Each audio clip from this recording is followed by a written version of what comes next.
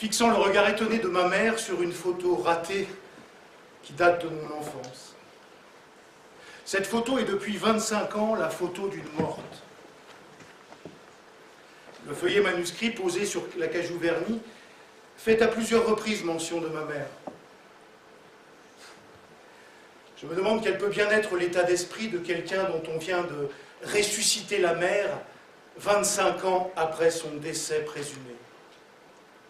Cette question demeurera sans réponse, car je m'adresse à vous dans le temps figé de ma propre mort. L'homme que j'incarne a péri, il y a peu, au terme d'une singulière péripétie de son existence. J'étais cet homme. Enfin, tout au moins, l'image que cet homme se faisait de lui-même.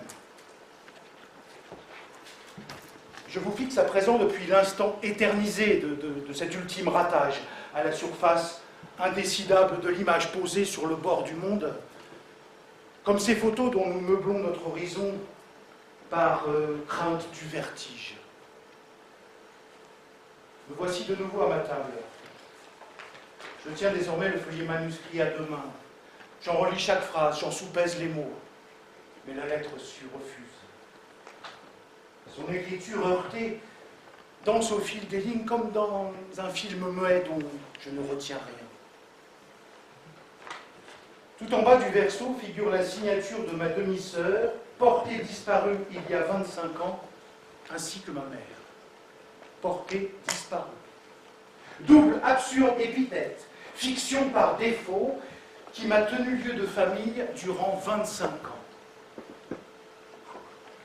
Ma demi-sœur, portée disparue, m'écrit donc de nulle part et cependant désire me voir. Je me surprends à recopier les quelques lignes aux allures ducasse par lesquelles elle me fixe rendez-vous, comme s'il était devenu, comment dire, nécessaire de les transcrire de ma propre main pour accréditer l'imminence de nos retrouvailles. Je suis chez moi, une demi-heure avant l'heure dite. Je relis une dernière fois la lettre de ma demi-sœur, puis je l'empoche. Je me regarde dans la glace de l'ascenseur et je demande: qu'est-ce qui se passe? Qu'est-ce qui se passe? Val! Sors la main de ta poche! Val? Sors-la! C'est toi, Val? Fais ce que je te dis! Est-ce que c'est toi, Val? Sors-la! Très lentement. Je ne suis pas armé. Ferme ta gueule! Et fais ce que je te dis! Tu n'as aucune raison Main sur la tête! Demi-tour! Écoute-moi, Val. Ta gueule! Demi-tour! Recule! Stop!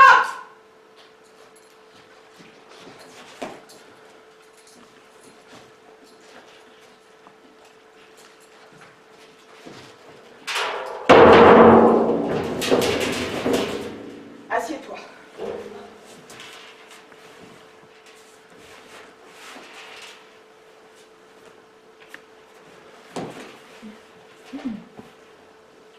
Tu n'as pas tellement changé. Connerie. Dans ta lettre, tu me dis quelque chose que j'ai trouvé, enfin, qui m'a ému. Tu veux revenir au pays, c'est ça? C'est maman qui t'envoie? Mais qu'est-ce qui se passe, mon Dieu? Quelqu'un braque sur vous un revolver, tout ce qu'il y a de chargé. Premier conseil, docteur. Gardez son calme. Extra. Calme affecté. Professionnel. Observez le sujet. Le sujet tremble. Le sujet est fébrile. Diagnostic. Le sujet est dangereux.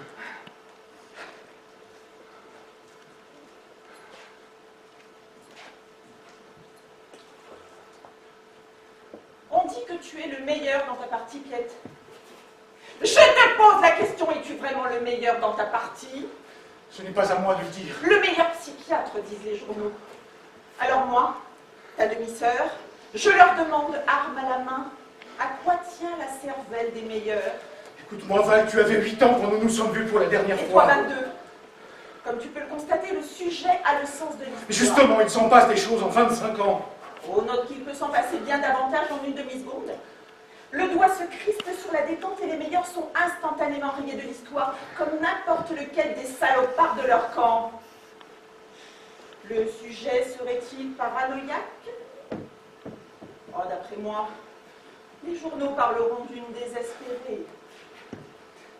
Et pourquoi les journaux parleraient-ils de toi? Mais parce que je vais le leur demander, figure-toi. Je vais leur dire, si vous n'imprimez pas mes déclarations, je fais sauter le caisson du futur ministre de la Santé. Qui de nous deux est armé? Qui de nous deux a le choix d'être armé ou de ne pas l'être? Qui de nous deux dispose d'une police, d'un État? Qui est venu seul et sans armes, en frère? Qui met l'autre en plus? Aristote! Mais tu ne dis rien de la grenade. Aucune victime n'est à l'abri de sa propre saloperie. L'oppression n'exemple personne de morale. Les camps, l'exil, tout ça ne font de toi qu'une exilée, une ancienne déportée, une colonisée, une apatride, ou toute autre étiquette du même acabit qu'il te plaira d'épingler à ton revers en guise de certificat de tes malheurs passés. Pour autant, ce monument érigé à la gloire de ta propre misère ne te tiendra pas lieu de vertu. Quelle femme es-tu devenue, Val? Je suis devenue ce que vous avez fait de moi. Une femme dont on a confisqué la terre et la mémoire, une exilée partout, une enfant trop mûre pour son âge, à jamais. 10 années s'étaient écoulées depuis la mort de mon père.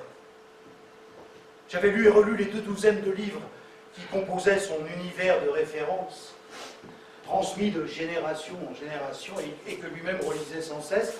Anthologie de contes et de légendes, recueil de poésie populaire, de chants, annales du peuple thrace, histoire de chefs de guerre. Ces livres, fatigués, cornés, poussiéreux, exerçaient sur moi la prodigieuse fascination de la parole du Père. Alors quoi? La radio, docteur. Vous allez parler à la radio. Vous allez leur expliquer qu'ils vivent sur un cimetière, que ce pays est bâti de toutes pièces sur un charnier, et que maman les a maudits jusqu'à son dernier souffle. Comment? Elle est morte, Kate. Elle a été incinérée la semaine dernière.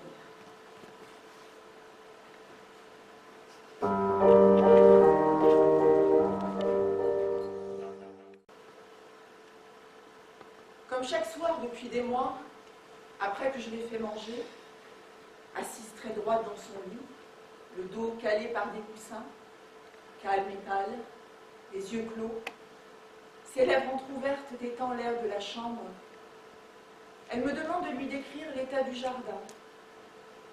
Je dis que le forsythia est en fleurs. Déjà, dit-elle.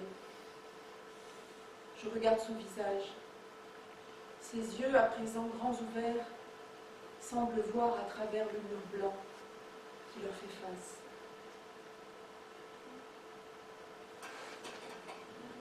Elle a su qu'elle mourrait. Dès qu'elle fut alitée, elle sut qu'elle ne se relèverait pas.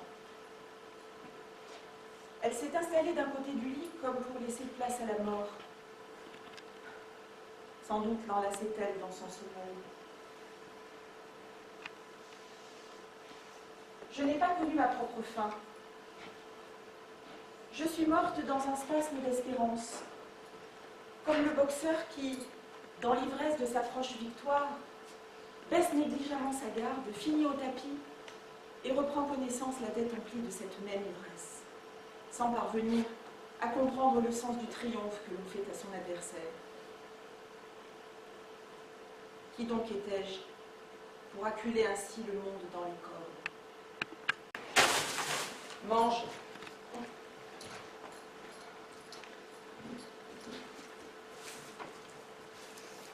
Remarquez comme chacun de nos actes irréversibles se retourne contre lui-même au point de ne paraître plus qu'une gesticulation dérisoire, façon de danse de cinglé sur le bas-côté de l'histoire.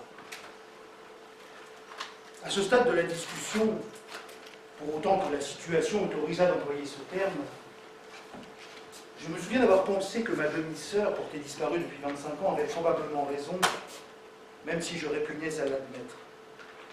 Et je l'admettais d'autant moins que je sentais grandir la peur en moi. Donc, plutôt quelque envahissante, Irrépressible sensation de chute, d'aspiration vers le chaos. Le psychiatre que j'étais alors, mais étais-je encore à la vérité, croyait penser, que la maladie mentale consiste en l'incapacité, qu'elle soit ou non perçue par le sujet, de construire sa propre vie. Construire, bâtir, fonder, échafauder, structurer, consolider, tous ces mots, supposant que l'existence soit chose, oui, chose, à ériger, édifier, aménager, meubler, et de telle façon qu'elle résiste à l'usure du temps comme aux intempéries. Mais rien de ce qui fait une existence n'est construit à l'image d'une maison. Marchons sur la tête. Ce que nous croyons être nos racines, nos fondations, sont en vérité notre couverture. Nos fenêtres ne donnent que sur nous-mêmes, nos portes s'ouvrent sur des murs. Et ce que nous croyons être nos jardins ne sont que des caves obscures remplies de bric-à-brac.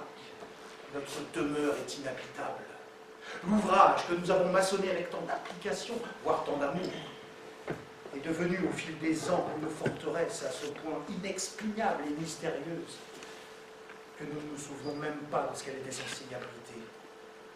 Prenez une enfant de 8 ans, plongez-la dans la guerre, infligez-lui durant des mois le spectacle de la dépression de ses parents, faites-en une débrouillarde d'un authentique et quotidien sauveteur de sa propre famille, assassinez son père sous ses yeux, arrachez-la in extremis à la famine, aux massacres et aux épidémies, déportez-la et, pour parachever le tout, exilez-la, elle et sa veuve de mère. Prends le magnéto. Prends-le. Le bouton rouge.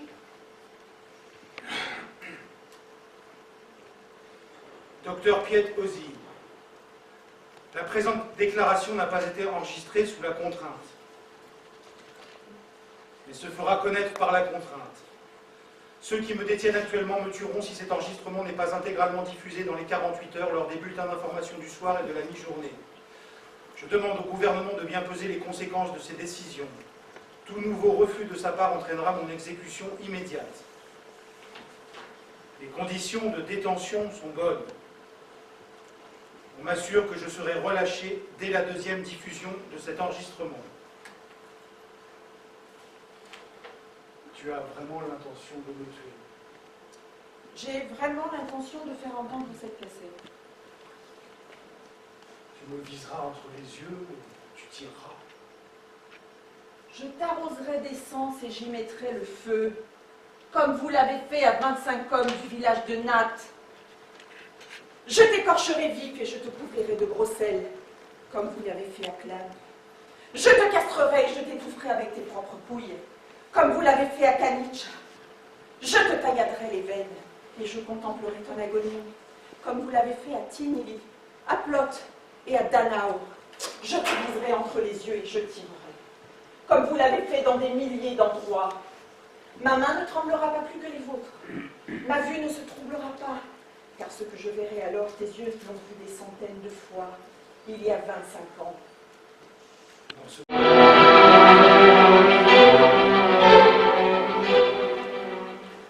Cela n'a pas eu lieu. Il ne s'est rien passé. La cassette inachevée a été envoyée et n'a pas été diffusée. La police, dit la radio, intensifie ses recherches. Parmi tous les dénouements que j'envisageais alors entre deux discussions, avec cette même sorte de détachement, d'indifférence qui m'avait si souvent frappé chez nombre de schizoïdes, aucun ne me semblait réellement cadré avec les aspirations de ma demi-sœur, quoique celle-ci, désormais sous la menace de son suicide, paraissait d'heure en heure plus étrangère à son acte, elle-même indifférente à son propre sort, détachée, hors d'atteinte. Je me fis la réflexion que ces retrouvailles, en annulant d'un coup 25 années de séparation concrète, avaient, comment dire, paradoxalement révélé quelque initiale séparation que les caprices de l'histoire nous avaient infligée. Combien d'individus font un demi-frère et une demi-sœur, me demandai-je absurdement. Les taux se resserrent, docteur. Les enquêteurs sont désormais sur une piste considérée comme sérieuse. Un suspect arrêté durant la nuit alors qu'il tentait clandestinement de passer la frontière est actuellement interrogé dans les locaux de la Sûreté nationale. Ces gens-là connaissent leur affaire, le gars va sûrement passer des aveux complets. Je suis ton frère. Prouve-le-moi.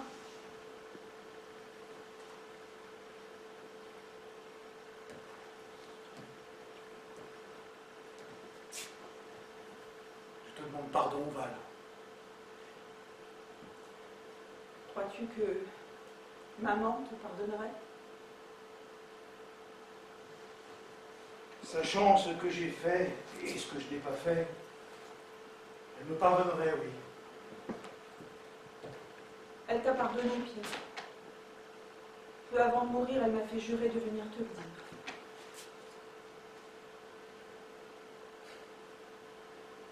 Je voudrais tellement te croire. Qu'a-t-elle dit exactement?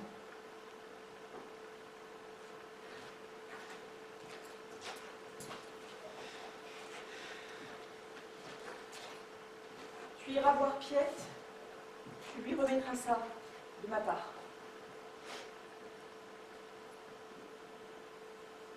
Une alliance. Celle de ton père, gravée de leurs deux prénoms.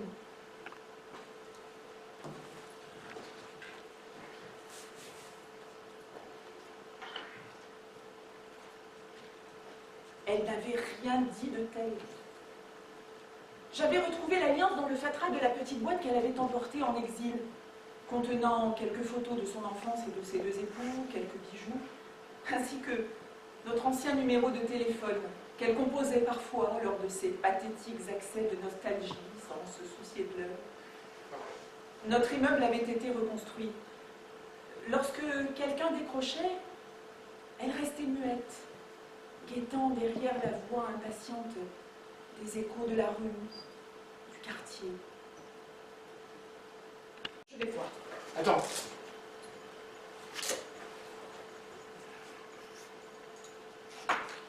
Pendant que tu dormais.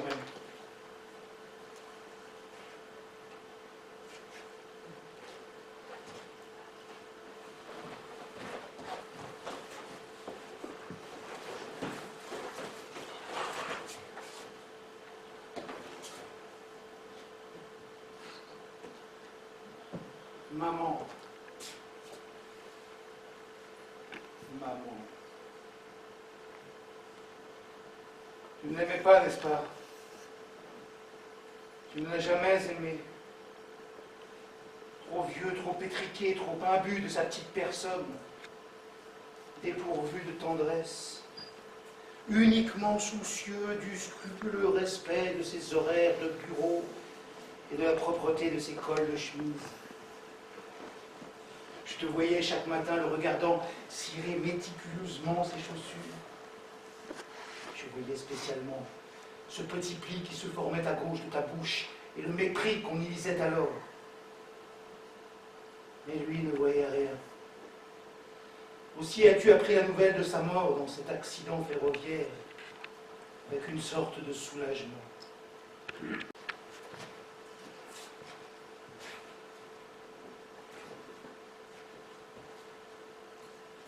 Prends-la.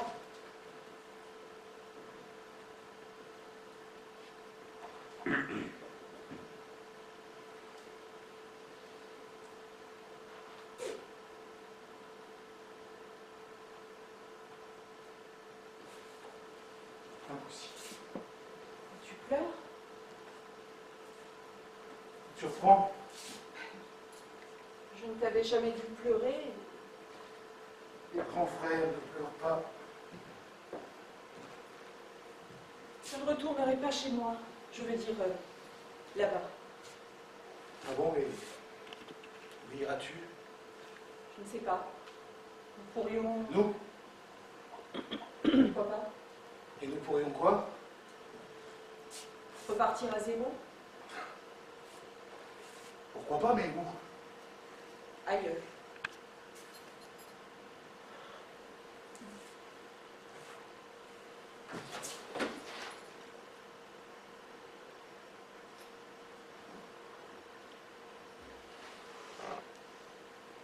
J'ai la trouille.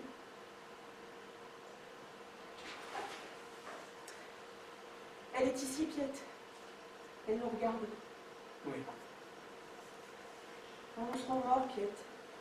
Qui regarde nous? Personne. Pourquoi m'avoir rendu les balles? À quoi bon des balles sans revolver? Et un revolver sans balles, c'est ça? C'est ça. Eh. On va s'en sortir, mon petit père. D'une manière ou d'une autre. Ne rêvez pas. Mais quelque autre peut-être nous rêvait. Le jour va bientôt se lever. Et le quelque autre se réveillait alors? Alors quoi?